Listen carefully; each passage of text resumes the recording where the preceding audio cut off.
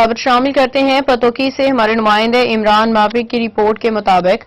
وزیر اعلیٰ پنجاب مریم نواز کے بیان پہ government high school Bedian Pattoki میں شجرکاری مہم کا آغاز کر دیا گیا۔ صوبائی اسمبلی کے رکن Mahmood Anwar Chaudhry, D O education ضلع Kasur, Shaukat Khan government high school Bedian Pattoki کے head master Muhammad Asif, master Zaheer Aslam Khan, master Riaz Ahmad Malik, master Abdul Hafeez, master Zafar Iqbal, master Muhammad Din اور دیگر نے اسکول میں پودے لگائے۔ صوبائی اسمبلی کے رکن محمود انور چودھری نے اس موقع پہ گفتگو کرتے ہوئے کہا کہ ہر شہری کا فرض بنتا ہے کہ وہ اپنے حصے کا پودا لگائیں۔ انہوں نے کہا کہ درخت ہماری زندگی میں اہم کردار ادا کرتے ہیں اور سرسبز پنجاب وزیر اعلیٰ پنجاب مریم نواز کی اولین ترجیحات میں شامل ہے،